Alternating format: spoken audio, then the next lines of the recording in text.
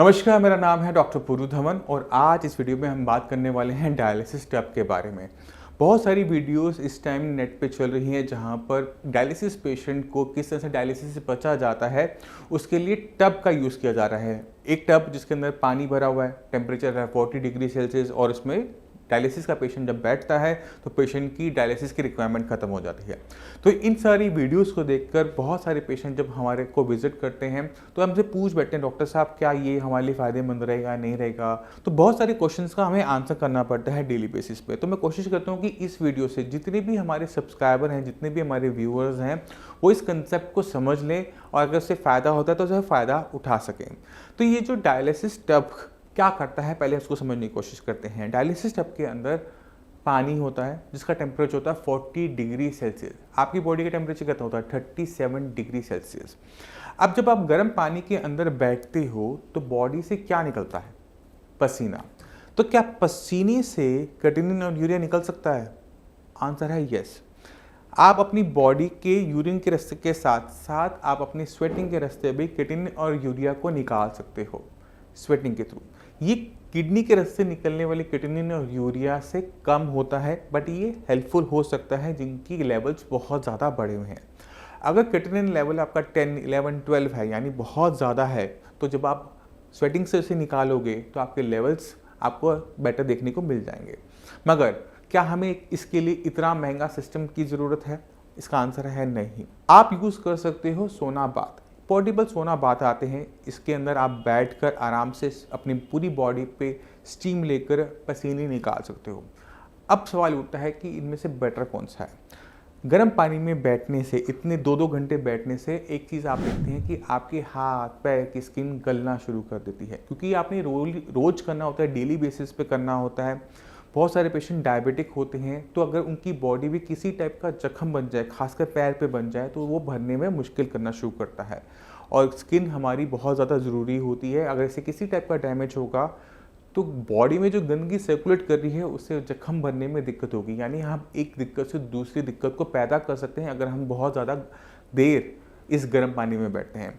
इसका अच्छा सोल्यूशन ये है, हमें सिर्फ पसीने निकालने हैं।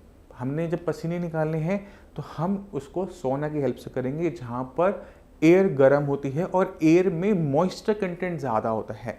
जब एयर के अंदर मॉइस्चर कंटेंट ज़्यादा होता है तो हमारा पसीना उड़ नहीं पाता, तो हमें वो अच्छी तरीके से बहता हुआ नज़र आता है। जैसे जब बारिश का मौसम होता है, उमस होती है, तो हमें स्वेटिंग बहुत ज़्यादा होती है, पसीने बहुत ज़्यादा आते हैं।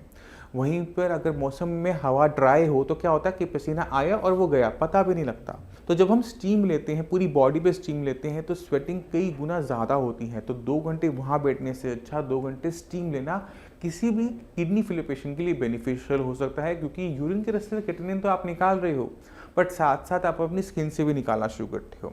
तो ये बात हो गई कि ये आपके लिए हेल्पफुल है अपनी बॉडी को क्लीन रखने में। अब सवाल उठता है कि इससे क्या फ़ायदा मुझे मिलेगा और क्या नुकसान मुझे देखने को मिलेगा लॉन्ग टर्म के अंदर। तो अगर आपकी किडनी खराब हो रही है तो ये आपके किसी भी काम का नहीं है, क्योंकि आपने अपनी किडनी को खराब होने से रोकना है। अगर आप उसे नहीं रोक पाए, किडनी पूरी खराब हो जाएगी, आपको डायलिसिस पे जाना पड़ रहा है, तो ये आपके लिए हेल्पफुल हो सकता है कि डायलिसिस का खर्चा आप कम कर सको।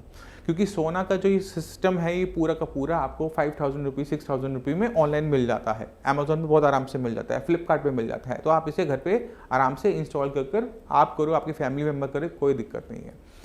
मगर इससे आपकी किडनी ठीक नहीं होती, किडनी की फंक्शनिंग नहीं बढ़ती, आपके यूरिन में जो प्रोटीन आ रहा है वो आता रहता है, पेशेंट की जो वीकनेस है वो बढ़ती चली जाती है, वो ख़त्म नहीं होती।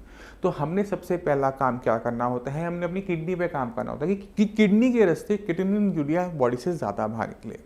पसीने से हम निकाल सकते हैं, सोना की हेल्प से हम ज़्यादा पसीना निकाल सकते हैं। पसीने के साथ क्रिएटिनिन यूरिया हेल्पफुल रहेगा बॉडी को साफ रखने में, बट स्टीम लेने से किडनी हमारी काम करना स्टार्ट नहीं करती। इसी वजह से कोई भी डॉक्टर अब से पहले आपको ये एडवाइस करता हुआ नहीं मिला था।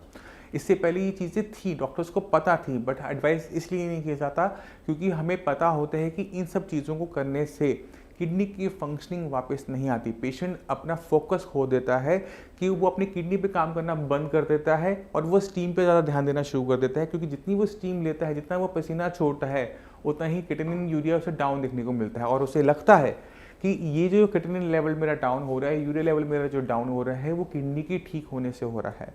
क्योंकि पेशेंट भटक जाता है, सही तरीके से अपनी बॉडी पे काम नहीं कर पाता, अपने बीपी को कंट्रोल नहीं करता, अपने शुगर कंट्रोल नहीं करता, बस वो स्टीम देकर अपनी बॉडी को फटाफट तेजी से क्रिएटिनिन लेवल, यूरिया लेवल को डाउन करना चाहता है। तो इसी वजह से डॉक्टर्स इसको कहने से, बताने से बचते रहे हैं। तो मैं उम्मीद करता हूँ इस वीडियो से आप समझ गए कि स्वेटिंग के रास्ते हमने क्रिएटिनिन, यूरिया को निकाल सकते हैं, बट इससे पूरा ट्रीटमेंट समझने की गलती ना करें, क्योंकि ये बहुत भारी पड़ जाती है।